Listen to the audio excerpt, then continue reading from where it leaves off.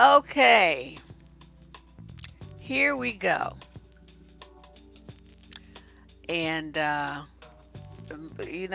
my apologies to everybody again. Let me turn this light on so you can see me. My apologies to everybody again because I was trying to do a chat with a good friend of mine, and we were going to be talking about the drama with single parent homes and how it affects not only the parents but the children, society as a whole, and everything else. I'm telling you, we just went through 30 minutes of straight drama. I hate Facebook. Now, see what I'm doing right now. I'm on just broadcasting on Facebook, but I'm not on Facebook as I explained when I was over there a few minutes ago. Um, this is a separate platform that interacts with Facebook. So I have the benefit of streaming on Facebook without having to be bothered with Facebook at all. I don't even see Facebook. I don't know nothing about what's happening on Facebook. This is separate from Facebook, and I like it that way. So this is what I use, and I'm on Twitch and I'm on Facebook and I'm on YouTube all at the same time. So, you know, you guys, please, if you could share the link with your friends and stuff. And because what I'm going to talk about, this is kind of a last minute subject, but I want to talk about emotional abuse. That's what we're going to talk about. And then Misha and I will get together and talk about, and kind of figure out what we're going to do to get together to talk about our topic that we were going to address tonight, because it's a very important one. We definitely want to do it. We just got to figure out. I guess I'm gonna have to learn how to use my phone to do streaming, and then do it, because that seems to be the only way to really make that happen. So I'll have to break my thing and use my phone for something else besides a paperweight, because I rarely even talk on that thing. Hi, you guys. It's called Restream. It's Restream. That's what I'd use. And I pay but you have to pay a fee if you want to use it. Um, yeah, I think it's a good topic as a substitute because um, oh, see, I have support people who also hate Facebook. I want to go find Zuckerberg right about now and just go boop, boop, boop, boop, boop, boop, boop, boop. How dare you release that mess? And then it don't even work on desktops right. It only works. You have to use a phone or a tablet. Um, I was told when I was over there. I'm like, what's the point of that? I mean, it's like all the good software is on the desktop. I mean, it might be on other places. I don't know. Let me shut up. All right, because I've had so much upset. Let me have a swig. I'm only having iced tea, you guys. I'm trying to be good. I'm trying to be better and not be drinking on camera. So let's talk about this. A lot of letters that come in, if you really think about it, the advice letters that I read here on Tell It Tuesdays, and the stuff that we talk about, there's always a component of emotional abuse where the women, and I think a lot of people, especially teenagers, they don't even know what emotional abuse is. People only think abuse is when somebody's pounding on you, twisting your arm, and this kind, that kind of stuff. That's the only kind of abuse most people really know about, physical abuse. But you don't understand, emotional abuse will mess you up totally. This is the stuff that messes with your head, your self-esteem, your confidence, your belief in yourself, your ideas, your thoughts, even your words. I mean, you get so unsure and insecure, you don't even say what you want to say, because you lack confidence. You're always afraid. You just live in terror. I mean, all of those things constitute emotional abuse. And those are the things at the hand of someone who wants to keep you under control and wants you to do what they want you to do. One of the frequent terms that people use is gaslighting. That's where they try to tell you that what you know is real isn't real at all. Like someone who say, you walk in a room, right, you see your partner in a lip lock with somebody, or and then they tell you that's not you misinterpreted, that's not what it meant, you taking things too far, can't you take a joke, they didn't really mean it like that, or they flat out tell you that's not what you saw, I don't know what you think, why are you saying that, that's not what we were doing, you seeing things. And so, they sound so convincing, you start to, actually believe it. Well, where did that thought come? You start doubting your perception of reality. And that's what they want you to do. Oh, somebody deleted their Facebook 3 years ago. I wish I could, but it's too much of a important platform for me to promote my stuff on. So I don't do it. But I mean, I'm not there like I used to be. I pretty much post my shows and make a few comments here and there, and then I'm pretty much back out of there. In marriage, they call it domestic violence. Now, along with the physical abuse of domestic violence, also comes emotional abuse, where someone makes you like ask them for money all the time. You don't have any sense of independence. You have to ask permission for everything. They're always checking you. They're always correcting you. They're always telling you that you're wrong, you're dumb, you're stupid, you don't know what you're doing. You're gonna fail. I mean, these are all the kind of things that people do to get in your head, and it causes you all kinds of emotional pain. Even when you think about cheating, they're not putting their hands on you, but it causes you a lot of emotional pain. A lot of women internalize that, and they start thinking, well, I wasn't good enough. And people will tell you this stuff too. You weren't good enough. You didn't know what you were doing. You can't get and keep a man. There's something you did wrong. That's why he cheated. They blame you for it, and you know full well that that's not what happened. And you can't, but there's nothing that you really can do about it. You can't stop the emotional onslaught when it's somebody that you care about, your husband or your boyfriend that you love, or your baby daddy, or your parents, or your co-workers, your boss. I mean, it comes from all directions. But what I wanted to do is talk about the kind of things that constitute emotional abuse. Now, I did do some years ago a video on verbal abuse, and I think it's like, I don't know, probably one of the first videos I put up on this channel 7 or 8 years ago. Do you know though? I was looking at the date, because YouTube shows, like, if you go in behind the scenes, it shows you the date that you launched your channel. August 4th, 2009 is when I signed up for YouTube. I swear I didn't use the channel. It was like, what's the year is this? 2018. So I think it was 2016 when I really started using my YouTube channel.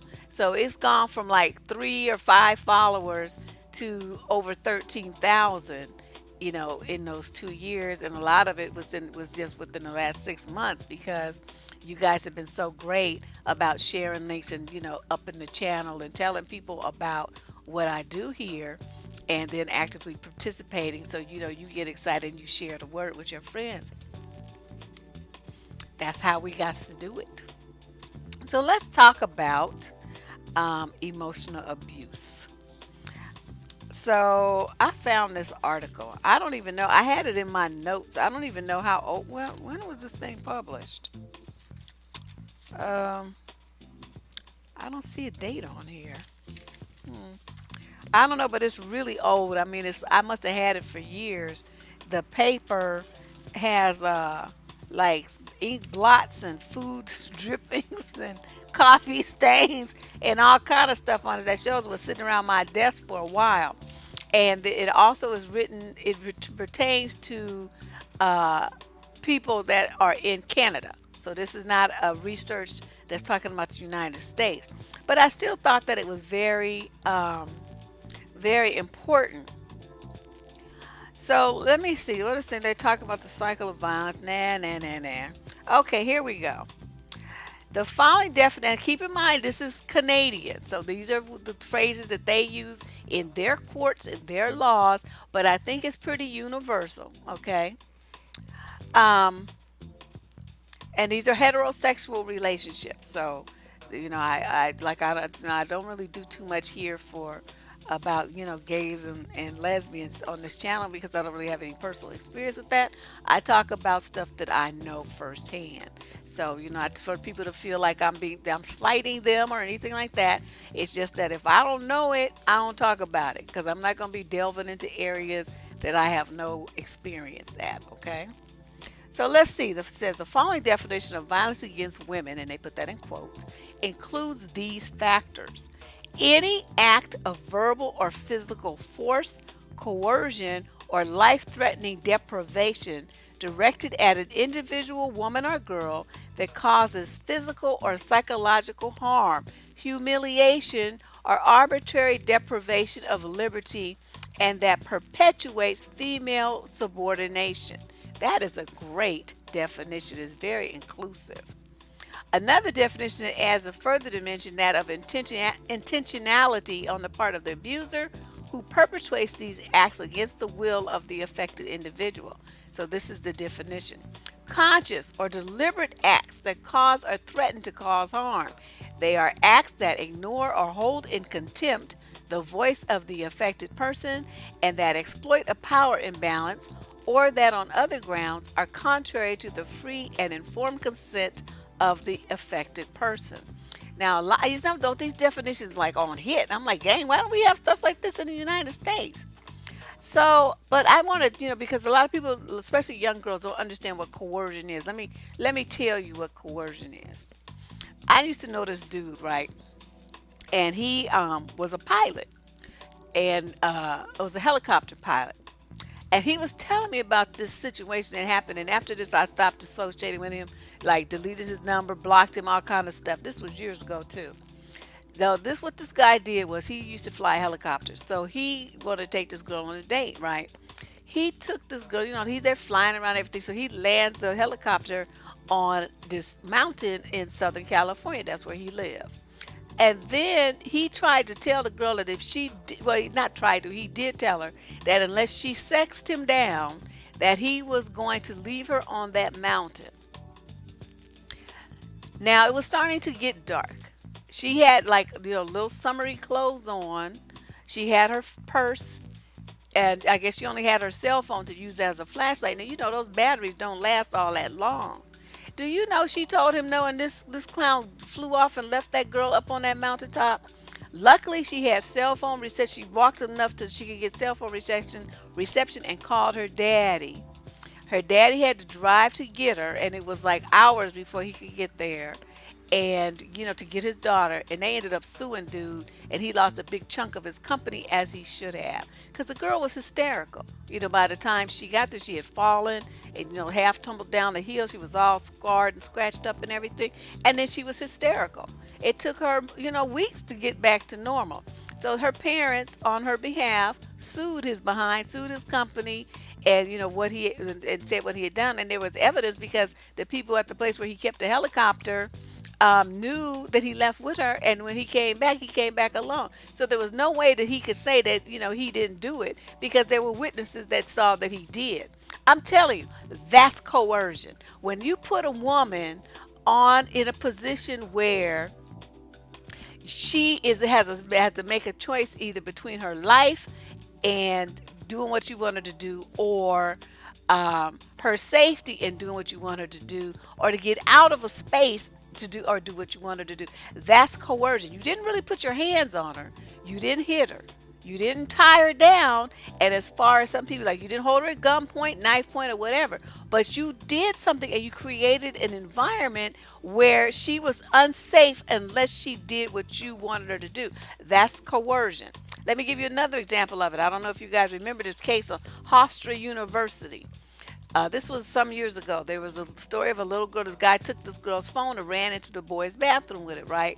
So she chases him. She's trying to get her phone back. Well, then inside the bathroom, there's like 4 or 5 dudes. So they block the door so she can't get out. Every one of us knows there's usually only one door in and out of a restroom.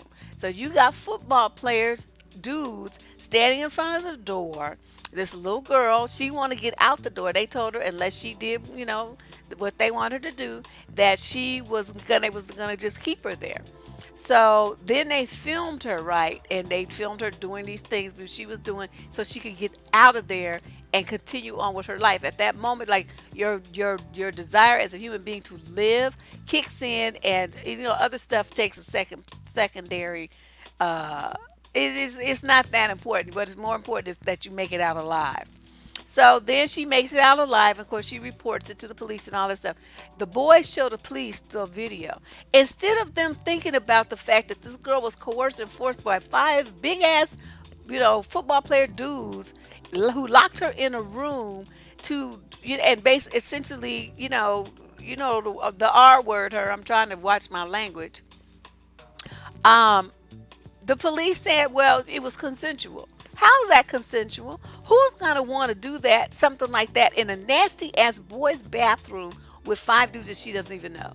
Are you kidding me right now? I'm telling you, whoever that police chief was an idiot, a fool, and in collusion in some kind of way, totally sexist, and didn't even understand what was happening. This is why they need more women in law enforcement and in legal positions, because men are stupid. They just always side with the dude, always side with the man, even when the men are wrong. And I was thinking about these boys, right? And the parents when they got them and all this old stuff. I would still be kicking my son's ass because you knew that that was some wrong shit to do. You are not supposed to participate in it because you are my child and you know better. I would kick his ass until my foot wore off, and then I would stick my foot up his ass and walk around wearing his ass like a shoe. That's what I would do if that were my son. Because what he was supposed to do was say, man, I don't want no parts of this. And he's supposed to leave the bathroom. He's supposed to get on the phone, call security, and get that girl up out of that room. That's what you're supposed to do as a decent human being. But that's not what he did. That's not what any of those sons did. They're all raggedy. And most of them had parents, two parents. So I'm like, this is just sad. Yeah, they always side with the men. But I want young women to understand, that you, anyone who may not understand what coercion is, that's what coercion is. So the girl, like I said, they didn't hit her. She left that room. She was not cut, stabbed, bruised, shot. They hadn't punched her, no black eyes, no twisted, nothing like that. But her very safety and the threat of five men, what they might do to her if she didn't cooperate, is what made her cooperate. Because they were in an abandoned part of the facility, the dormitories. Nobody was there. Everybody was at some party, so she could have screamed her head off. Nobody would have heard her. It was just not gonna make any difference. I wish she had understood though when she was chasing the boy about a phone. You can replace a phone. Let him have the phone. Well, I mean, get a new phone. Just go on your cell phone carrier, shut the phone down. Just don't worry about the phone. Don't chase men into empty spaces and into places where there's no exit for you. Don't do that. Don't do that. And I'm not blaming her. I'm just saying I'm using this as an example for you guys to think. As you focus on these material things, or what you feel like you might lose of some financial something. Think about your life and your health and your mental and emotional health for the next so many decades into the future. It's definitely, it's a huge form of bullying. Absolutely. Absolutely. So let me talk about this, what they say. Okay, one question not addressed by these definitions is whether a single act constitutes abuse versus ongoing and repeated acts. Well, of course they do. I mean, what do you mean? A woman's subordination is secured when she becomes fearful of future abuse and alters her behavior to avoid negative reprisals from her partner. These negative reprisals are not only the fear of physical violence, as commonly believed, but other forms of abuse that cause her to be demeaned, hurt, and above all controlled. Therefore, woman abuse and emotional abuse are one and the same. Emotional abuse is the repeated use of controlling and harmful behaviors by a partner to control a woman.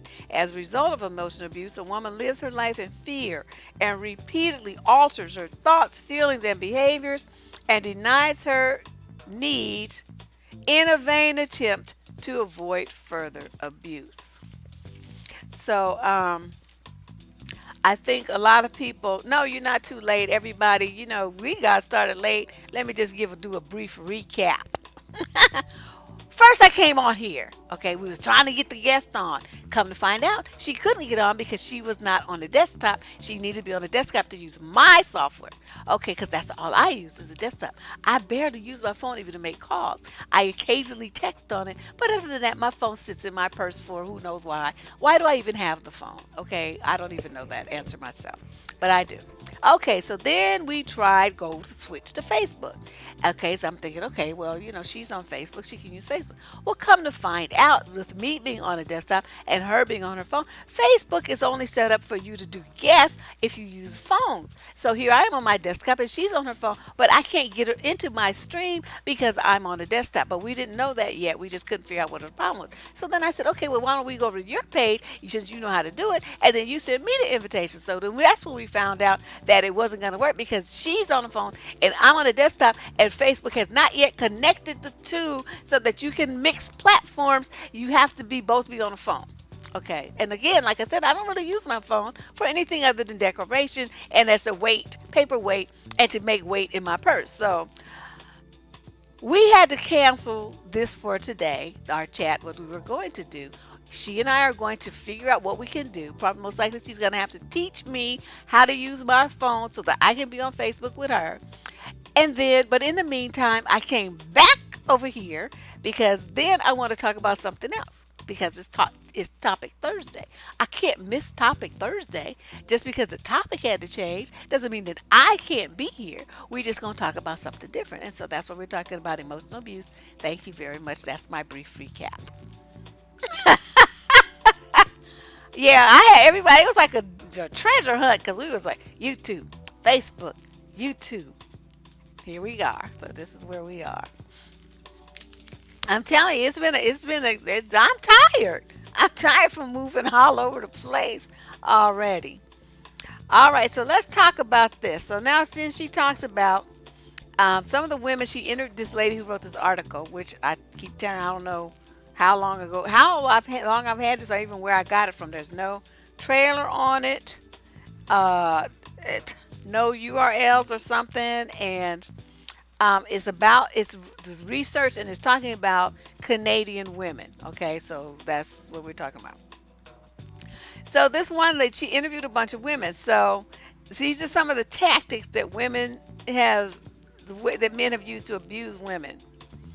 Um, like hostages, women who are abused are reported that their partners did not allow them any reminders of their previous life before him. They insisted they throw out pictures, letters, or other keepsakes. They were not permitted to make phone calls or their calls were monitored. The abuser chose the information they were allowed to have and to see, such as what television shows they watch. Several women from the focus group described the use of these tactics. You can't go to sleep. There's always arguing all through the night. The kids can't sleep. He would turn the lights off when I needed to study. I couldn't use the phone. He would say that it was his phone. He would listen in on my conversations. He was constantly picking up the phone and interrupting my call. That was a kind of a torture because he always was invading my space.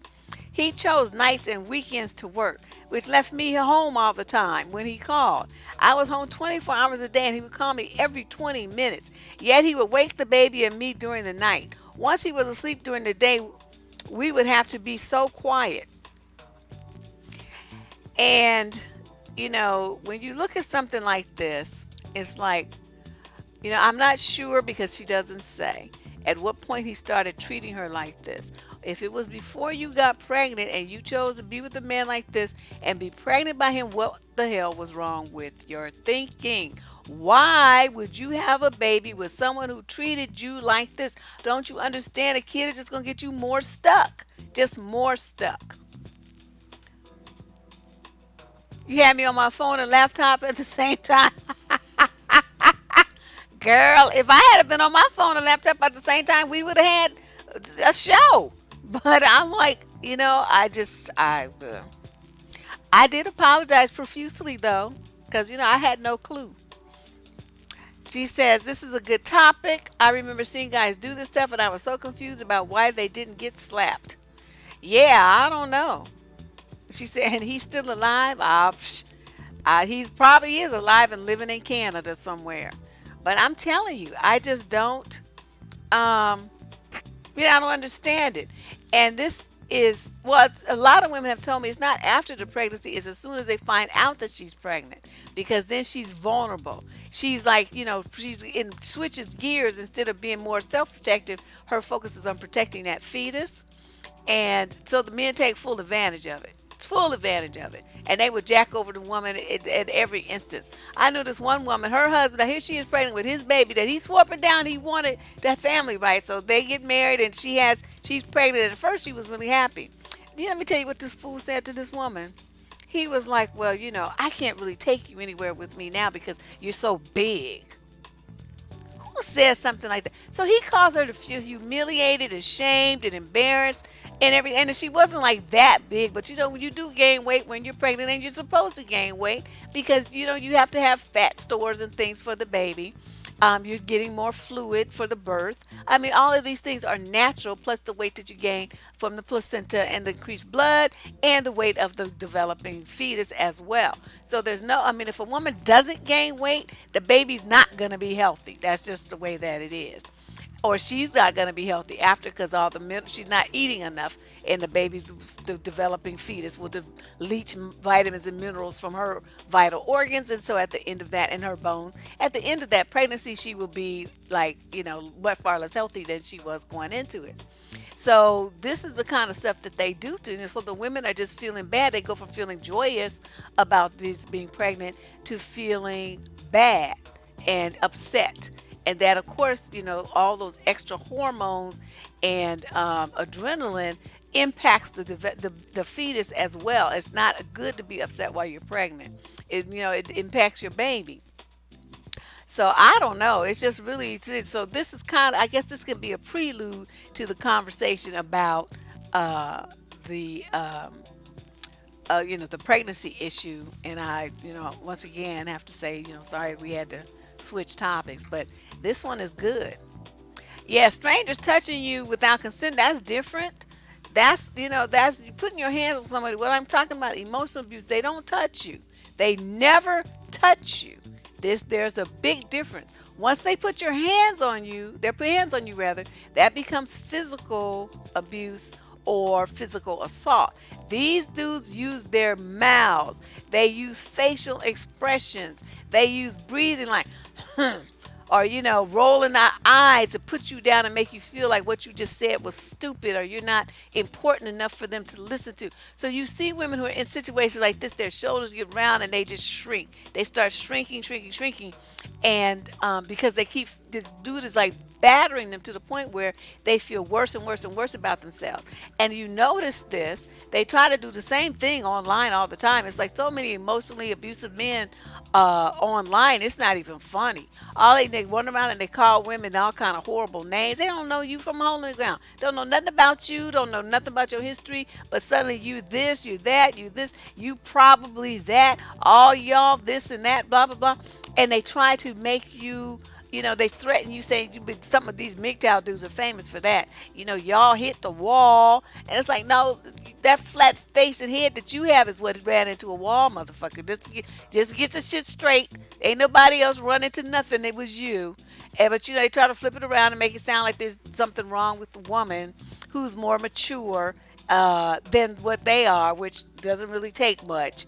And then or they'll say, well, that, like they try to say that because you're single, there's something wrong with you. Motherfucker, when is I don't see no wedding ring on your finger. So what does that mean? You just as single as me. Shut the fuck up.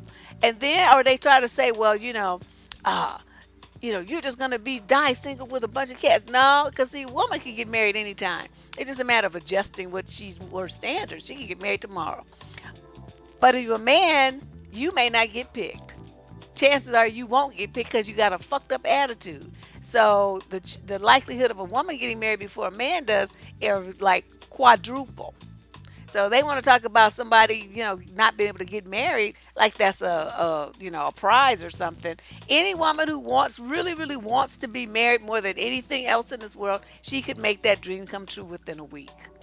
But dreams often turn into nightmares when they're not done with discernment. So I would not recommend that path. He uses, huh?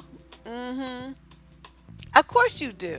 She just pointed out that if you grow up with that kind of thing happening around you, you will think it's normal to be ignored and put down and dismissed, be talked to dismissively and stuff like that. You don't see anything wrong with it, and because it's what you grew up with. I mean, it's you're used to it, but in reality, there's a lot wrong with that.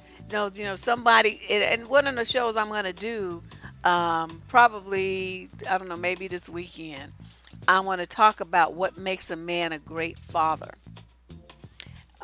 Because, and it's gonna tie in with our show about the pregnancy. Do we have moderators? Um, I don't think I don't think they're here. Why do we need one? Did I miss something? Uh, uh, uh, uh. My neighbor's husband emotionally abused her after she gave birth to his baby. He expected her to lose the baby weight overnight. Oh yeah, they do that. It make women feel ashamed, like your only value is in what you look like. And no, they're not really connecting with the child in a situation like that, because you're supposed to be honoring and loving and respecting the woman who just gave you an heir. Your genealogy is now going to be carried on into the future because of this woman's gift to you. But that's not what they see it like. You didn't miss the whole live. This is the live. The live was kind of a disaster. The original topic. Mm-mm-mm. You didn't really see anything other than emotional abuse from your mother? Oh, wow. To your aunties and cousins? You've learned so much from watching your video? Well, thank you. I'm glad you have. That's the whole goal here. Yeah, lady boss, you didn't miss anything. Trust me. You missed some screwing up. That's what you missed. It was a nightmare. See the sirens again. I'm telling you, every time I talk about a good subject, here they come. Um, they're attracted to the idea of women versus the real women. I don't even know if they're attracted to that either. I think a lot of them just see women as something to use. You know, what the heck is going on? Okay, there must be like a real. These are big fire. Whoa, fire trucks just went. I mean, something must be burning up in the hills. You know how many fires? Oh yeah, I see the smoke now. Something must be burning up in the hills. I kind of live by the country, and so I don't smell it because my windows are closed. But we've been having so many fires in California. It's like that's why I've been like coughing and clearing my throat and stuff. It's like I can't get away from the damn smoke. It's like everywhere. As soon as I go outside, I start coughing. But anyway, let's go back to this talking about emotional abuse. And you guys have some stories you want to share, just please do, and I will do my best to see them and read them out and share them with the people who are listening. This says an abuser may also cut off a woman off from community resources such as medical or social services. He will exploit any particular vulnerability that a woman has to ensure her dependence on him. A woman will be prevented from attending English classes so that she's not able to function in the community without his assistance. The abusive partner with a disability may refuse to assist her to the toilet, leaving her in bed or neglect her for long periods of time, and insist that she does not need the additional help in the home to take care of her needs. With women who use other forms of communication, such as what is this Blissiembolics board, an abuser may ignore her attempts to communicate altogether. He may refuse to look at a deaf woman who uses sign language when she's signing, or hold her hands to prevent her from communicating. What a jerk! Who would do that? That's kind of messed up. That's totally messed up. Often, women who work outside the home do not have any input into financial decision making and must give their abusive partners all their money. They indicate that they may be put on a very tight budget even if the family income does not warrant it. In many cases, women do not even know the family income. I met this woman. Actually, I worked with this chick, right? Let me tell you about this her house. What her husband did. He would never give her cash. What he gave her was a credit card so he could like monitor everything that she bought. But she had like an unlimited thing. So what she would do, like say we went somewhere at lunch, right, and we wanted something, we would she would put it on a credit card and then we would give her the cash. And she would buy things. If you come into the office and say, does anybody want it? See who it fit, like a dress, a sweater, leather jacket, earrings, all kind of stuff, right? So it was like kind of getting stuff from a booster because she would sell it, for half price or whatever, but she just wanted to have some cash. And her husband, as long as it was on that credit card, he paid the bill and he's thinking, because they had a lot of money. I'm telling you, this is a true story. I met this woman. I worked with her myself and bought all kind of stuff off of her for really cheap, really nice stuff. That you give her like $100 for something that was worth 200, $300, and she was happy. I was like, let me tell you what I want. I'm going to start make a list, and she go and get it, and then I give her the money. So I'm getting $1,000, $2,000 worth of stuff for $500 or $600. That was like, I'm telling you, that's like booster prices. So, but that was how she had to get around it. And but if her husband was extremely controlling and emotionally abusive like that, I don't know what he thought. Was she gonna leave him if she had a few dollars in her purse? It was insane. And she would keep the money in her desk at work. We all knew. I mean, nobody messed with her because we knew her whole story. So nobody ever took even a dime of her money. But I just thought it was the most pitiful thing. She always looked so miserable, just so miserable. Yeah, I was fly as hell during them days because she shopped at like the nice store, stuff I couldn't afford to shop at. My little Mickey Mouse money. But she was going to like Bergdorf Goodman's and what's that other store? Like Neiman Marcus and all them kind of stores. That's where she used to shop shoes. So I was like fly as hell during that period of time. So then they go on to explain that emotional abusers also have attempted to control their partner's spirituality or use the doctrines of a church or religion to oppress her. How many times do we see that? What they call sexual politics, where women are supposed to be all pure and half virginal and stuff. I mean, the dudes come on, they're talking about Ciara under that video. If you haven't seen it, it's a very excellent one because I did it myself and I know it's of good quality, breaking down how these dudes are about a man of quality and how jealous they are and stuff, and try to put Ciara and Sierra, whatever her name is, and Russell down. So what they did was they came back talking about, well, y'all, you women are run through, and what man wants a woman who done, been with 3, 4, 5 different dudes and all this stuff. I'm like, 3 dudes, like in her whole life? How about last month? I'm like, these men are just too much. Just always worried about what some woman does with her body. Like every woman's supposed to be sitting around twiddling her thumbs, waiting for if you might possibly imagine thinking about maybe being with her. She's supposed to just keep her life on hold, wait for you to do all of those possible things. Please, you better get in where you fit in. And you don't fit in, you want to be, like all judgmental and stupid and stuff, go and be over there by yourself. That's why I don't mess with churches. I don't mess with churches. I don't mess with any men who go to church. I don't want anything to do with religion. Nothing. I'm good because I see it as nothing but a tool to control masses of people and get them under the control of men, primarily women and children, because they will beat you over the head with those quote scriptures and make guilt trip you and tell you going to hell if you don't do it and all kind of stuff. You're not a Proverbs 31 wife, and I mean they have all these tools that they use to guilt trip you and manipulate and control you emotionally. So even though people think, well, that's my religion and stuff, it's used against you in an abusive manner.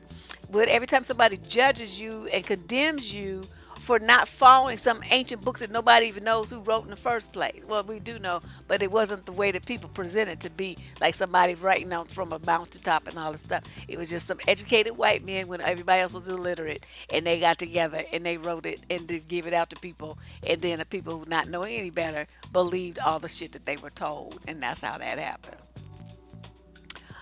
Honey, yes, I'm telling you, it's just a hot mess. But if you have these kind of things where you're sitting in judgment of yourself, ladies, based on what you think some man wants you to do, be, say, not do, wear, not wear, all these things look like all stuff. You're allowing this man to have all kinds of power over you that he should not have. He's not the end all and be all of your existence. You choose your path in life. And if some guy treats you in a way that we noticed, that we're outlining here as emotionally abusive, like, he tries to keep you on the phone or argue with you all the time to keep you from doing what you need to do, like study, get up and go to work, interview for a job, take employment tests so you can get a raise, take college entrance exams, anything like that that's going to better your life. That's when you'll notice that they have so much to say, and they have all kind of criticism and things to put you down. Somebody was talking the other day when we were in the chat about how they had a niece. I think she said it was her niece. Well, anyway, some young female that she knew who got a full scholarship to college, but she would have to go away to get it, and how her relatives convinced her not to take that thing. And so the girl went to a local college, and then it didn't really work out for her, and so she ended up going into the service. And I'm like, see, she could have had like a glorious 4 years away in college, if she only had the courage to not let them scare her and control her emotions like that. And all that. I think what was it, 2017, 16, I don't remember when it was. I did a 25 video series called the manipulative things that black men do to make black women jump through hoops. If you have not checked out that video series, I strongly suggest that you do. There's 25 of the top games that men run on women to get you under their control and to dominate your decision making, your belief in yourself, and your body, everything else. I mean, those are the 25 that I could think of. There's probably hundreds, but these are the ones that I felt from my years as an advice columnist were the most commonly used against women. So it's called the manipulative things that black men do to make black women jump through hoops. Of course, a lot of the behaviors are across the board of men of any race, but since I primarily focus on African Americans on this channel, primarily, not solely, but primarily, that was how it was framed. Okay. But let me go back to talking about emotional abuse for those of you who don't know it. Do you know that if you tell a man, oh, well, um, blah, blah, blah, blah, you have some kind of criticism about his behavior, and he tells you, well, you don't like it. There's plenty of other women who do, or who will like it, or who will do it. So what is that about? That is emotional abuse, because what's like every time, just because you disagree with something that he says, the whole relationship is on the line. Your emotional safety and security in the relationship with this man is put on the line in order for him to get you to acquiesce and give him power and agree with him, even though you really don't. So again, you're being controlled. You're having to put away your thoughts, your mind, your needs in order to keep the relationship, which is what he wants to give him the power while you have none. This is emotional abuse. When they threaten you with cheating, they threaten you with leaving, they threaten you to get another woman, or bring another woman into the relationship if you don't do what they want you to do. You don't, quote, act right. All of those things that send you to break your heart and make you cry and feel insecure and damaged, like there's something wrong with you. That's emotional abuse. But a lot of women don't understand that that's what's happening. They don't see it that way. They don't understand what emotional abuse is. They think, well, he's just being mean. No, he's being abusive. He is being a jerk. He is doing something that's going to damage you for years if you don't recognize what's going on and get away from him.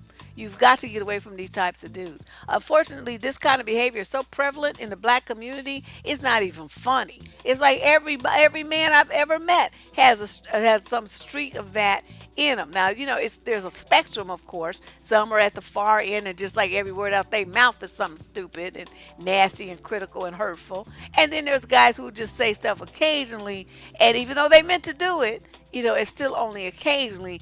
And so most women can deal with that, and they just cuss them out and tell them no and all that kind of stuff, and it doesn't really cause that much of a, it's not that damaging to her because she knows how to counter it.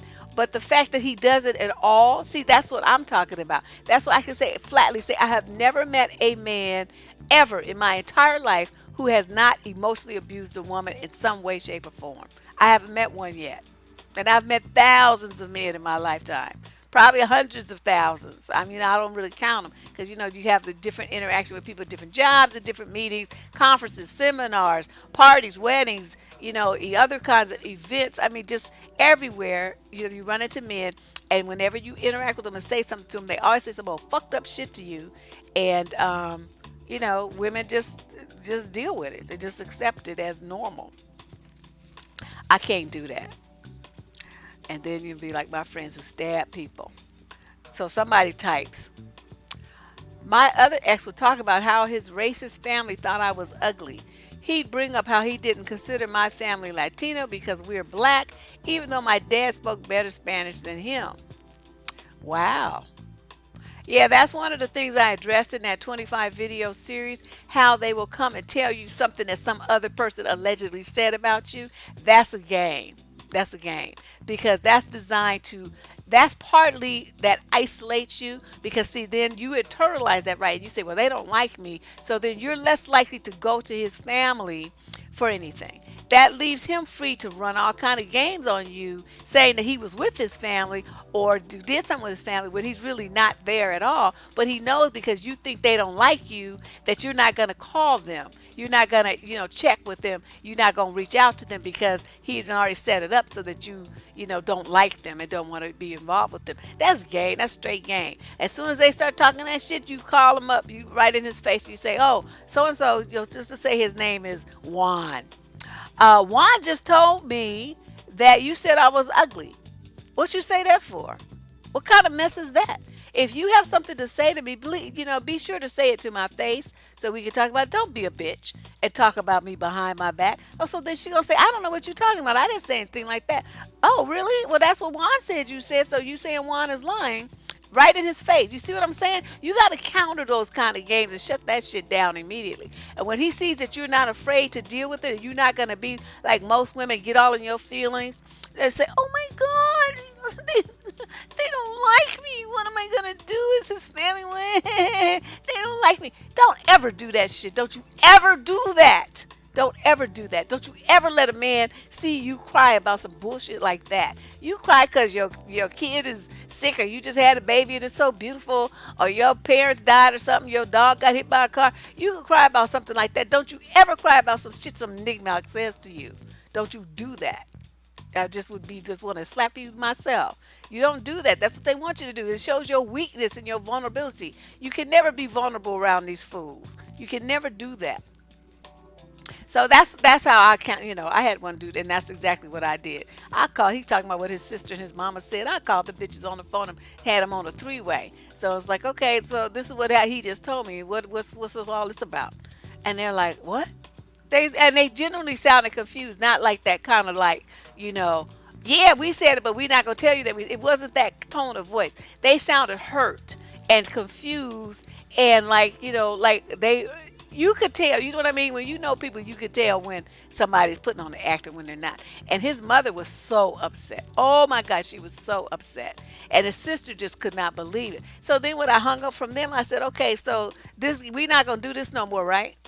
And he just looked at me, but he didn't do it anymore. But we broke up anyway a few weeks after that because I decided I was sick of his shit. That's when I was young and I had more patience than I do now. So at the point now, once I hung up, I would have broke up with him on the spot. They ain't shit. Okay. Yeah. The middle school rumor game. Well, that is one way to put it. Okay, let's talk some little bit more about it. About emotional abuse. Do you know that like I said, pointed out, you can mostly abuse somebody verbally as well as non-verbally. Because, okay, say I'm talking to you and you're trying to talk to me about something serious, right? You need changes in this relationship. You're very upset. So you're here and you're talking to me and I'm doing all like this.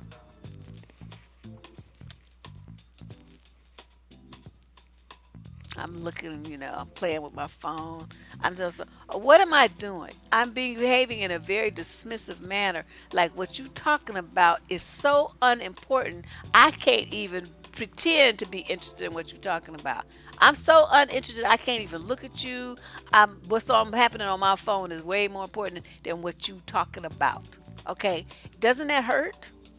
That is emotional abuse because you're in a relationship with somebody. What's bothering you should be important to them, because if it's a problem and you approach your partner with the problem, the goal is to resolve the problem, not to ignore the problem. And this is the same issue that dudes do when then when a woman decides she's had enough of their nonsense and she packs her stuff up and leaves. Oh my God! Women are crazy. This just came out of nowhere. I don't know what she's doing. She just like up and left me with no. I don't know what happened. You do know what happened. You ignored her one time too many, and now she gone, and that's that. You wish you had an auntie like that? Yeah, me too. I didn't. My aunties were kind of special. Sweet ladies, but they didn't have no game. They didn't have no game. The only one I did have one auntie that she didn't really teach me game, but she said one thing to me that totally woke me up about the world. When I was probably about 18, 19, and we was talking about something, and she said, "I just got one thing to tell you. This is my father's older sister. She was just out of control. My auntie Alma, and she said." There's two things that run the world, Deb. Two things that run the world. And I'm thinking, okay, this sounds like it's going to be something profound. Now, she half drunk when she's saying this, so you kind of be wanting to take it with a grain of salt. I never saw her without a drink in her hand. And she was like, two things run the world, dick and pussy. That's what she says to me. And I'm looking at her like, why did you just say that to me? But as I got older and got more life experience, I understood what she meant. People will kill other people over, you know, men, the jealousy, the rage, the possessiveness over females' bodies and sexuality. Women will kill some other woman over what they perceive to be their man tipping. They don't want to kill him. They want to kill the other woman. I mean, it's just insane. People will make stupid decisions. They will run through fortunes. They will do crimes. They will do all kind of stuff behind sex. And so once I figured out, I lived another 10 years or so when I finally figured out what she was talking about. I said, okay, I see she's right. Whole nations have fallen because some man couldn't give up some pussy. I was chasing some pussy that wasn't his. You know, it's kind of amazing. And so then they talk about, that it doesn't really have much value. Stop lying. Stop telling yourself. The only man to whom pussy does no value is a gay man. That's the only one, because he's not interested in it. But if it's a heterosexual dude and he start telling you that pussy don't have no value, you know that nigga lying. That nigga lying. That's what he would kill himself if he couldn't get nothing. That's why all these MGTOW dudes are so mad and angry and going shooting up places and running vans through intersections and stuff, because they ain't getting none. And they want some. It's like men go crazy when they don't get any. Something wrong with them. Yeah, they do, honey. Them church, but you gotta watch them church folks. And so, okay, so let's see. A raised eyebrow by an abuser can give a strong message to instill fear. Like, okay, so you talking right, and he wants you to understand that he don't approve of what the mess you get ready to talk about. So he sits back and he does this, and then that eyebrow goes up. Okay, now if you've experienced violence from this man before, that's like a rattlesnake, shaking his tail. You know what that means, and you're gonna stop talking, and that's what he wants you to do. So they don't have to say anything once they get you broken. They don't have to say anything. They just give you that look. Okay, so then he says many women are constantly challenged or criticized on their ability to take care of the home or their children and told they cannot do anything right. Some women indicate that if they try to talk to an abuser about his behavior or problems in the relationship, they will be blamed or subjected to the silent treatment for hours, days, weeks, or even months on end. Don't we experience that online? When we talk about what's the stuff that black men do, what is the first thing they want to do? Well, what about you? Are they turning around and say, okay, because men are in single parent homes being raised by women, that somehow when the man turns out to be all stupid and violent and stuff, it's the mama's fault? No, it's their daddy's fault for leaving you and not being there to teach you to be a man. Blame the person. It's the same thing as a woman whose man cheats on her. She blamed the other woman instead of the man. And in this situation, those boys blame the mother instead of the man. It's like everybody gives men a pass. I don't do that. If anything, like you want to be the leader, you want to be head of household, you want to be getting respect to be called sir and man and all this kind of stuff, then you need to do it. You need to walk the walk. Otherwise, you don't get to be called those things. You're just gonna be a boy. Like that's how the slave masters and stuff used to call black men. They called them boys, and you know why? Because they acted like them, and they still do to this day. You act like fucking children, and then you get mad when people you're like, "Well, I deserve my respect." Why? What did you do to deserve respect? You act like an idiot. Pull your pants up. Get a job. And comb your hair. And stop walking around smelling like weed all the damn time. And enunciate. All, you know what I'm saying? Blah, blah, blah, blah. You know what I'm saying? No, I don't know what you're saying. Speak English. I don't know what you're talking about. Nobody knows what you're talking about. You sound like a fool. Like, take them cotton balls out your mouth and enunciate your words properly. So, this is the kind of stuff you got to deal with. I be looking at these people all the time like, it's hundreds and thousands of them walking around Oakland like that, just looking stupid and smelling like weed, eyes all red and stuff, and trying to figure out why they don't have a job and can't get nowhere and got to live in their mama's basement or in their car or something, some raggedy ass car, or with the latest baby mama. It's like, ooh, we really have to do something about these people. But the main thing I want is those young ladies, like I said, we postponed the show that we were going to talk about tonight, the topic we're going to address those issues on another night because it is extremely important. The boys, the men can worry about the boys. What I'm going to be worrying about is the young ladies who fall prey to this nonsense. You give this dude and you think that you love him, and the next thing you know, you want to be having a baby, or worse yet, they barely know the dude. They be like, well, we've been dating 6 weeks and I'm pregnant. What? What? Or they just had a baby or still pregnant and went on with the next dude. What? What? Stuff like that. So we need to talk about all that because this is just too much. We can't talk about it. This just makes no sense to me. So anyway, back to emotional abuse. The abuser draws upon. Oh, wait. Women are often called derogatory names by their abusive partners, such as slut or whore, told that they're stupid, fat, or ugly, or old on repeated or daily basis. Do we not hear that from black men online? That's what I'm saying. These dudes are emotionally abusive. And they try to hurt women that they don't even know. They don't know anything about you, but they come in with these name callings and these negative labels, and their intent is to try to hurt you. They want to emotionally abuse you, and then they wonder why no woman wants to be bothered with you. It's like, dude, look at yourself. Look at the kind of person that you are. No woman with any level, like even a microscopic bit of self-esteem, is going to want to even stand too close to you because you're toxic, you're poison, your mind is all fucked up, and your heart is black. And so you say foul, funky things to women, and you think some woman's going to want to be with you? That'll never happen. Hell will freeze over, and all the little devils will go ice skating before a woman is with you. And you know what likelihood that has of happening. So you can just forget it. You gonna talk about somebody that hit the wall. You are the wall, nigga. You are the wall. And you all up in it and hit it your own self. I'm just like, these dudes are just too much. I don't know what kind of delirium they're under.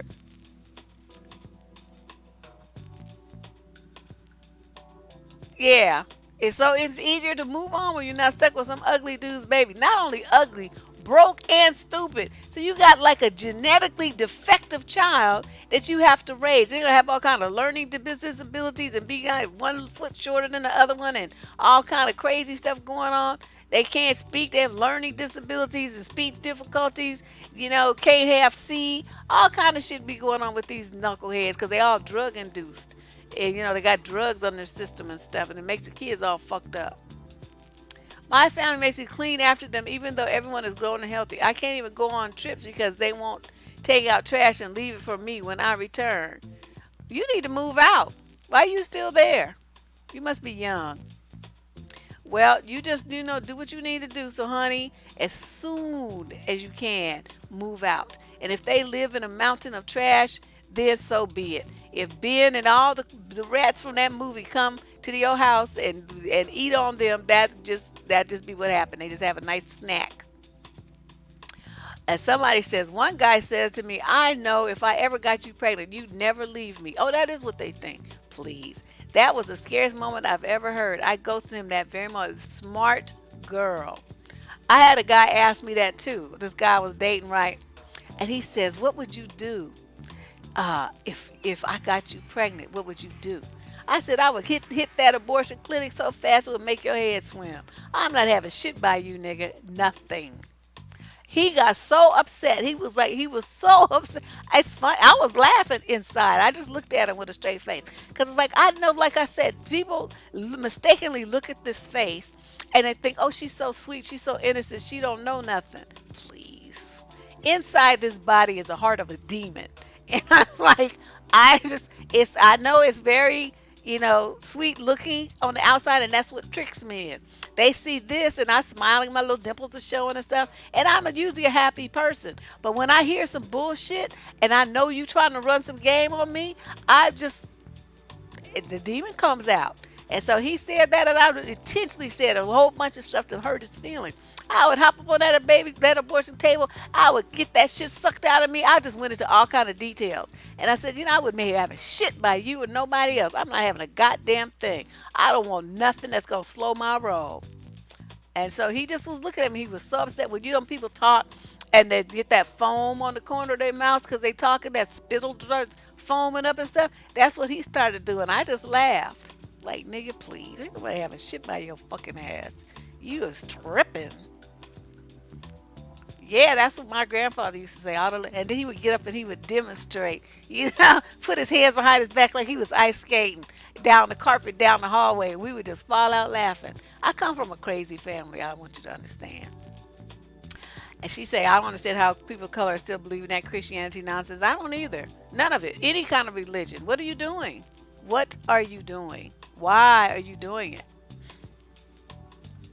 Yeah, those kids, they getting special needs, gotta have a IEP and all this old shit. And you gotta go through all them changes with a kid that you didn't have to have. You didn't have to have a kid by that idiot. I'm telling you. And then, he's all about his business, making them baby number 4, 5, and 7.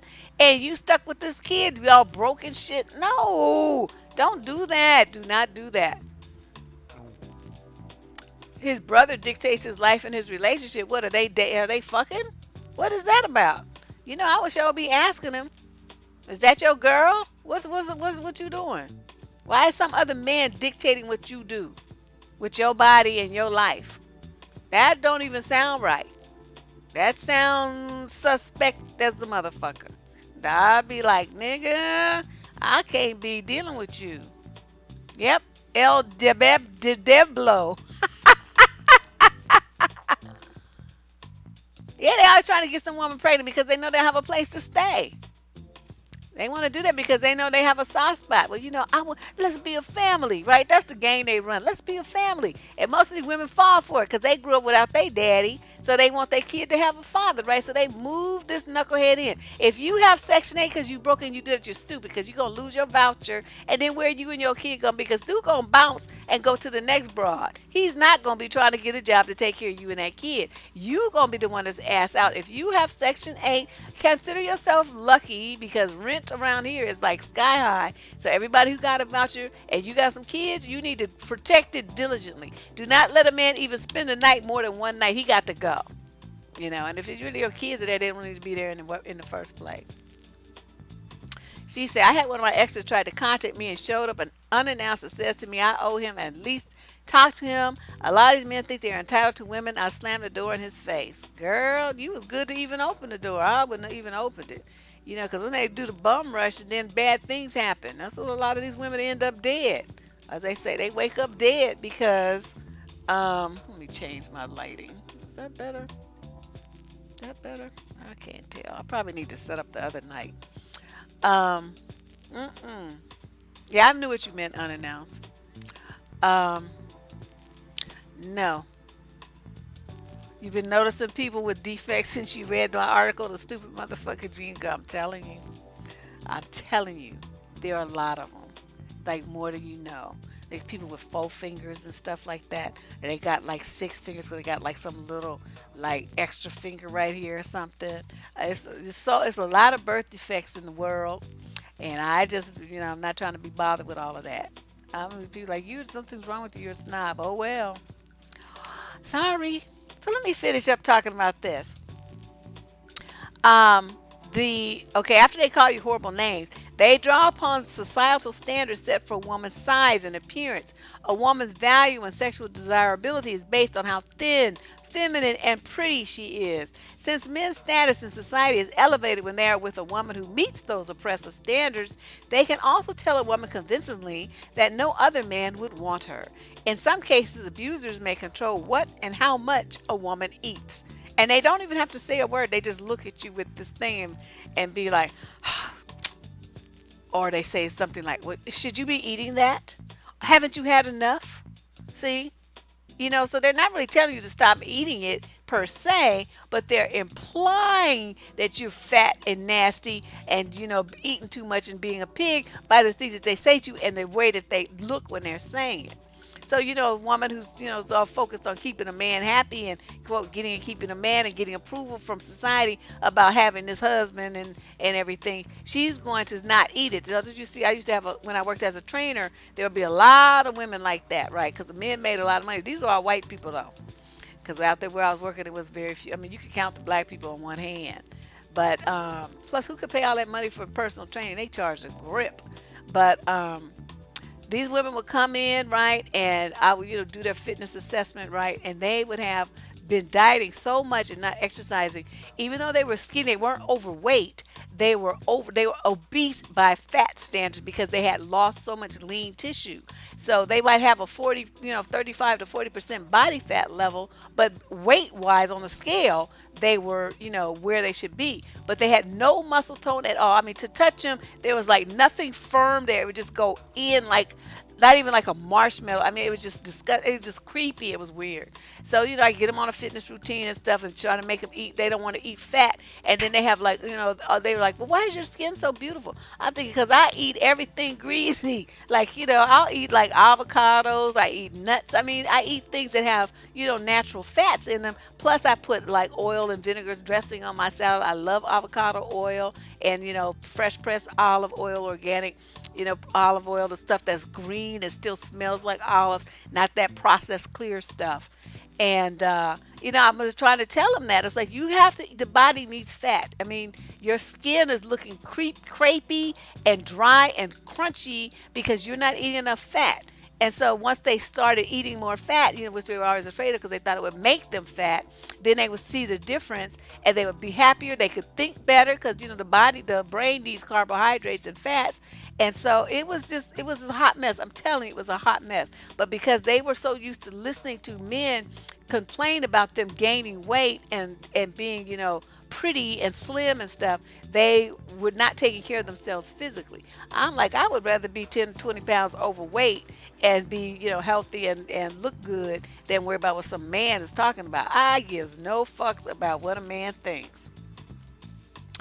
Um, so then it says women who are emotionally abused describe mind games or crazy making tactics where the abuser may contradict a woman, fabricate stories, deny or minimize his actions, or act inconsistently.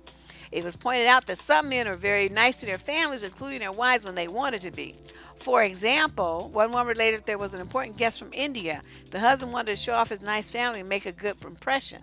So the week before the guest's arrival, he fulfilled everyone's demands. The children got to eat out and get some new clothes, while the wife got to send money to her brother back home. But I guess as soon as that person left, you know. And then if you have kids, see, this is one reason why what we're going to talk about when we do talk about the having the children thing. If you have a man who's emotionally abusive, he's going to use those kids against you. This whole father's rights movement, even though it may have started from a good place, from fathers, essentially what it is a lot of abusive men now are involved in that because when the woman left them, they lost the ability to control and abuse her. So what they have to do now, they try to use the courts and the children to continue their reign of terror on a woman because she had the nerve to get away. So that's why I said a lot of times, it's better just, he wants the kids, he want to fight you in court about the kids, criticize everything you do, stalk you about the kids and use them as an excuse, give him the kids and then disappear. And your kids might be upset about it, they'll get over it. Because when they get older, they can reach out to you, or you can write them a letter and explain what happened. And most likely by then, they would have been able to witness their father's abusive behavior on their own, and how he like talked about you and the things he said that he did to you and stuff like that. So the kids, as they mature, they get an idea what happened. They're not stupid. Um.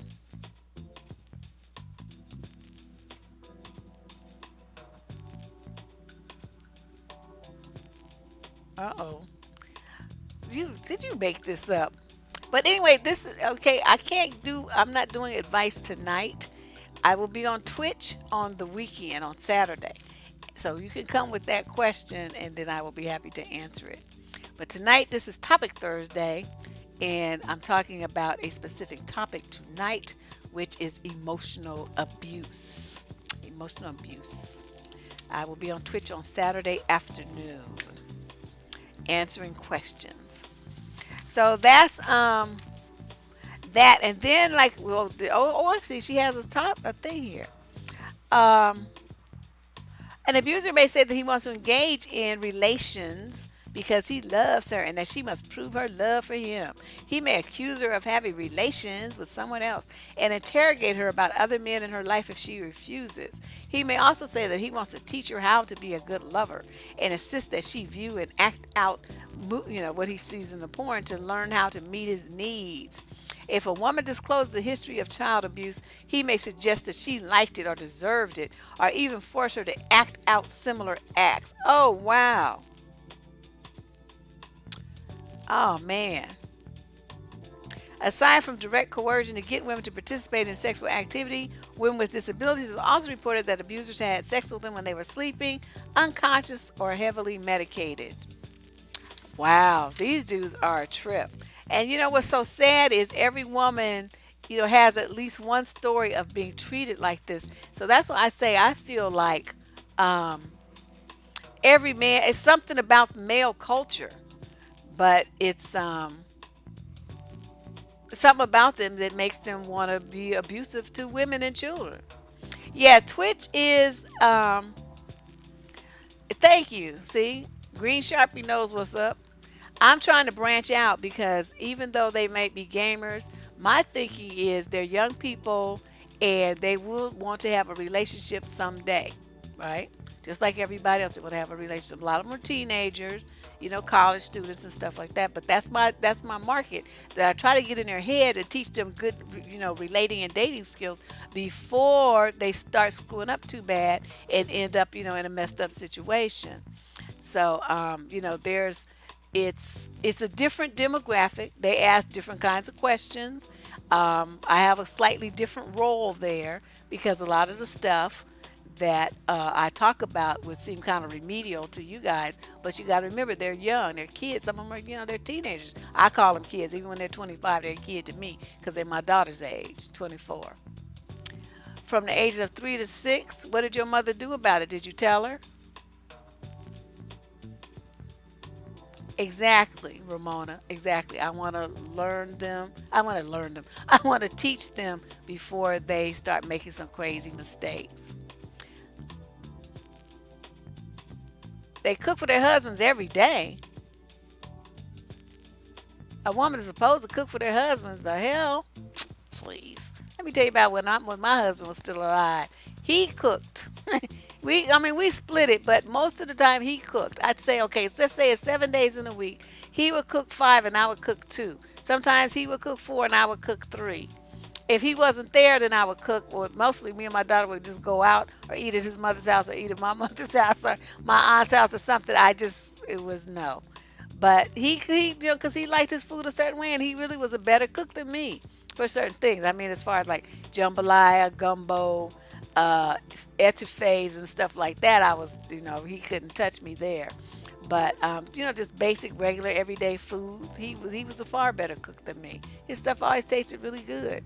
So I let him cook and I would wash the dishes. It worked out perfectly for us. Because he would usually help wash the dishes too. Your family covered for him? Oh, wow. Wow. Yeah, unfortunately, that happens a lot. I don't understand why. I kind of tried to investigate that. I have a video here on the channel that talks about that when the abuser lives at your house. Uncle doesn't necessarily live at your house, but the concept of how the parents and the family members cover for the person versus protecting the child is the same. But that's just the title, but the content of it addresses what you're talking about. Um, yeah, or will your mother sides with a child molester, something like that. I forgot what the exact title is, but if you get a chance, take a look at that and let me know your thoughts and if it jives with what your experience was. Because I'm telling you,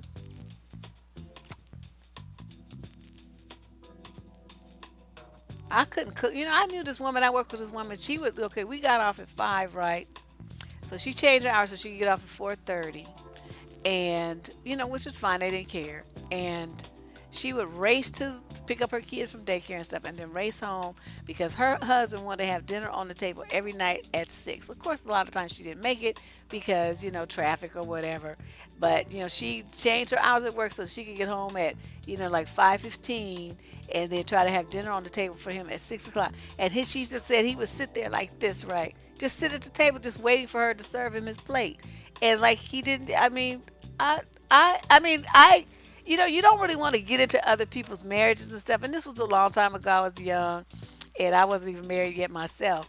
But I just didn't understand it. I just didn't understand a woman who would go through that kind of changes. I'm like, why are you doing all of that? I mean, that he could just wait till 6:30 or 7, or if he's that hungry, why can't he just go and pick something up and then everybody eat when you get home? I mean, what is the problem? Doesn't he know how to cook?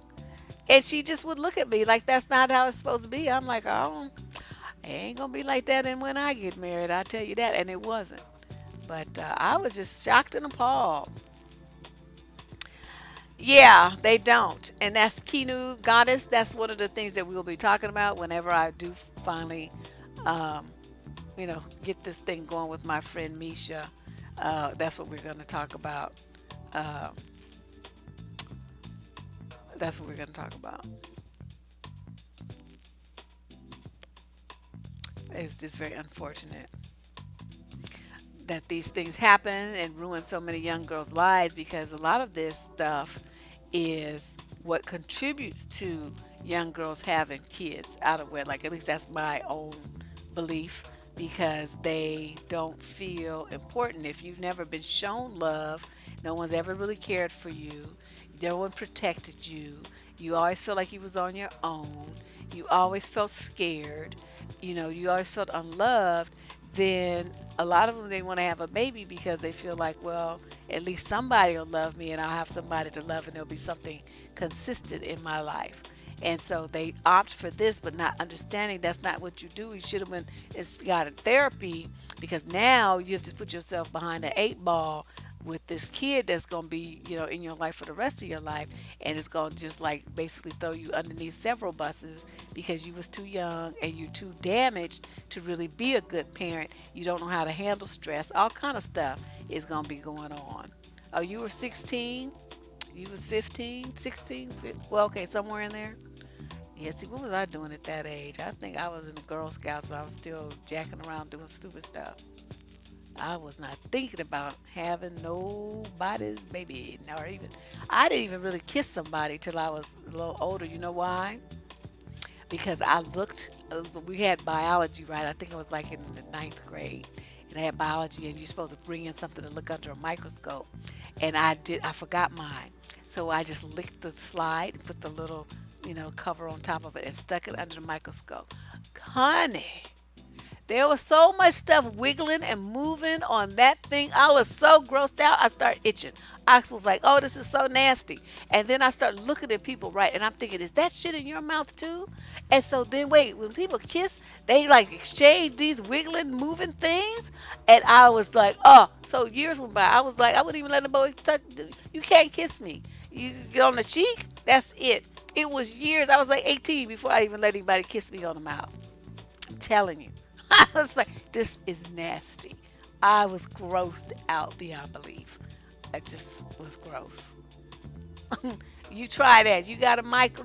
A fellow germaphobe, honey. I'm telling you, you shouldn't. People who have like bad nerves like me, I shouldn't have done that. I don't know what I was thinking, but I had to do something. We had to do the thing. I didn't want to miss the grade, so that's all I could think of.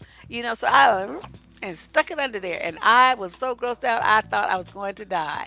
And so I do not recommend that. But if you have an electron microscope and you have an extra, slide, just do it and look at it. As you get to see what I saw. And we used Listerine and all kind of stuff at home. I'm just always been like, very much into my dental hygiene. But that was nasty. And just think if wasn't brushing my teeth and using Listerine, how much stuff it would have been. I probably would have ran through a window and jumped out the building or something to get away from that stuff. You love my glasses? Have I ever thought about teaming up with someone and doing an eyewear line? Oh, no, I sure haven't. What I'm thinking about doing next is, designing some t-shirts or something and some mugs for, with my Debsterism sayings on them. But I got to find somebody who can do it for me. That's a cute story. Child, I don't know if it's cute or not. That was nasty. I just like, bleh, just gross. My parents thought it was hysterical. My mom was a nurse. So when I came home and told her about it, she just fell out. She must have laughed a week. But I'm telling you, that's what I knew in that moment. Healthcare would never be a profession for Deb. Because the idea of having to look at stuff like that or having something like that touch me, no. Never, never, never. Please. I check it. Oh, see, this, my fellow. Yes, I look at them too. I be giving them all kind of side eye. And so when I know I have to touch something like the doorknob that they touched, then I use a paper towel. You wipe, you dry your hands and stuff. I throw that one away and I get a fresh one and it's double. And then I open the door handle with that until I can get, to where I need to be. And so I'm not touching nothing that you done had all up your butt and stuff. And who knows how many days it may have been since that person, washed their hands with soap. Mm-mm. Me too. Oh, see, we have a serious similarities because I have 4 brothers. It's like, oh, you can catch an STD from kissing. You sure can. People walking with them big ass sores on their lips, herpes. And how you think they got it? Kissing other people that have herpes. No, I be looking at people. I be looking at their mouth too. They be having their gums riding up and stuff. That is gingivitis and whatever that other stuff is. See, that shit is caused by bacteria. You start kissing them or busting slob with them, that bacteria is from that's fucked up their gums is gonna jump into your mouth and fuck up your gums too. No, I'm sorry. Well, I'm all off topic, but I'm just saying this is like ugh, gross. Mm-mm. They blow their noses on the tablecloth. I mean, not the tablecloth, the cloth napkins.